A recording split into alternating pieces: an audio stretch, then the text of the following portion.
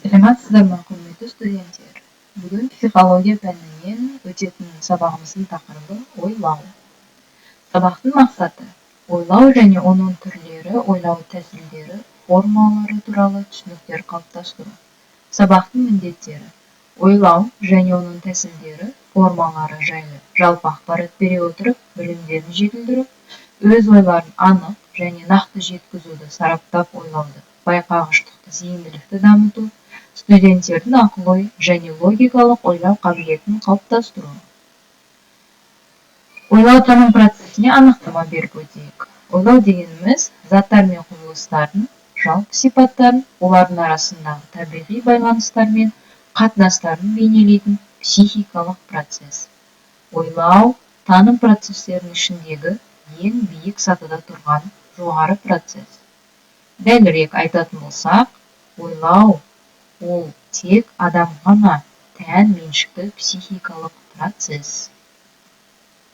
Ойлау шындықты жалпылап бейнелеу болғандықтан, ол адамның іс тәжірибесіне сүйене отырып, ойлау ісін атқарады.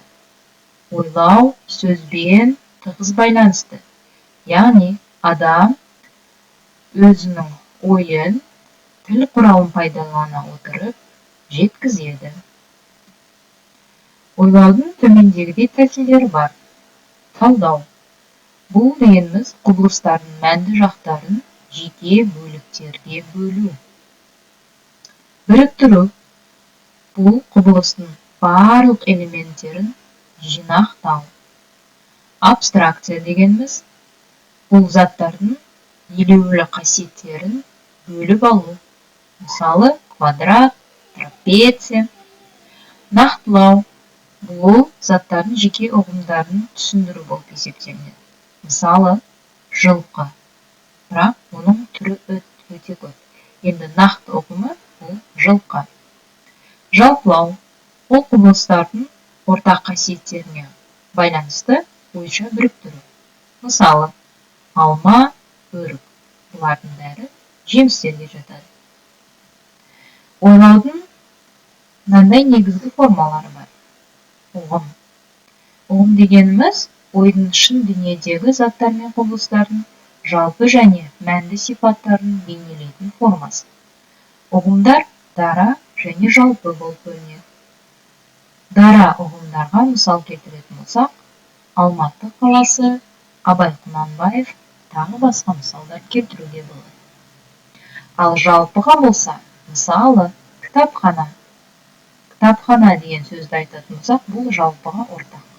Ол балалар кітапханасы болуы мүмкін, ұлттық кітапхана болуы мүмкін, студенттер кітапханасы, тағысын. Жиналыс деген сөзді айтатын болсақ, ол да жалпы ұғым. Ол студенттер жиналысы болуы мүмкін, әкімшілік жиналыс болуы мүмкін, тағы басқа. Келесі формасы пікір. Бұл ойлаудың формасы, яғни бір нәрсені не мақұлдайды, немесе теріске шығарамыз. Пікірде көбінесе ұғымның мазмұны ашылады. Келесі ойлаудың формасы ой қорытындылары.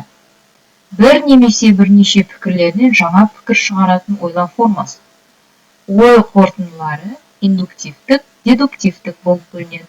Индуктивтік ол жекеден жалпыға қарай ойлау қорытындысы, дедуктивтік жалпыдан жекеге қарай ойлау қорытындысы. Енді сіздерді жеткілікті теориялық білімдер алды деп ойлаймын. Осыған байланысты тапсырмаларды орындап көрейік. Бірінші тапсырма. 1/3 бөлікке бөлінген шеңбердің секторларына сандар жазылған. Осы 3 сан қандай заңдылыққа байланысты орналасқан? Солғы сектордағы, демек, 3-ші санды ойлап табыңыздар. Жауаптарыңызды WhatsApp желісіне немесе менің электрондық поштама жіберсеңіздер болады.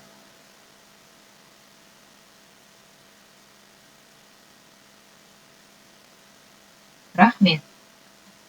Келесі тапсырма сөз тізбе ойыны деп аталады. Бұл жаттығудың шарты әрбір сөздің соңғы дыбысынан басталатын сөздер тізбегін жасау. Мысалы, енді сіздер мамандықтарыңызға байланысты ағылшын сөздерін сөз тізбегін жасап көрейік. 5 минут уақыт беріледі, 20 сөз құрастырып көріңіздер. Мысалы, school, life, жалғастырамыз әрі қарай.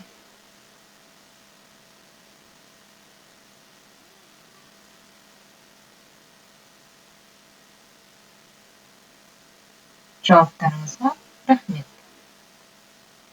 Келесі жаттығуымыз жаңылдырсаң да жаңылмаймын деп аталады.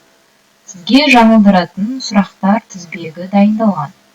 Демек, осы сұрақтарға дәлелдер, жауаптар айтып шығыңыздар.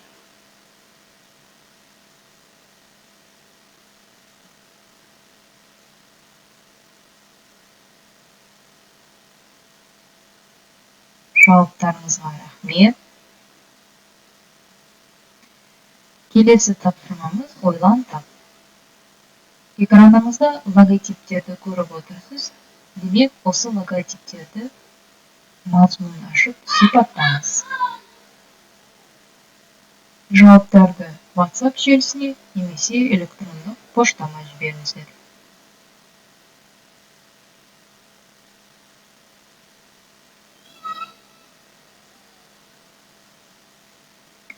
Ал енді үй тапсырмасы. Үй тапсырмасы тапсырмалар білім KZ ақпараттық жүйесіне де енгізілді. Конспектіні толықтырып оқимыз. Ол үшін жұмасының авторы психология оқулығының 14-ші бөлімін оқимыз. Одан кейін мынандай төмендегі жобаларды орындаңыздар. Шығармашылық жобалар, ақпарат жинақ, презентация дайындаңыз. 3 тақырып берілген, 3 тақырыптың бүресін таңдаңыздар. Біріншісі ойлаудың физиологиялық негіздері, ойша есептерді шешу, ойлаудың адам өміріндегі рөлі. Практикалық жоба. Сіз мектепте педагогикалық тәжірибені өту кезінде балалардың ойлау қабілетін дамыту үшін қандай ойлау тәсілдерін пайдаланыңыз? Ол тапсырмалар, жаттығулар, ойындар болуы мүмкін. Демек, соған байланысты хабарлама жазыңыз. Ал бүгінгі сабақтан алған әсеріңізді кері байланыс қол сигналы әдісі бойынша бағалап жіберіңіз.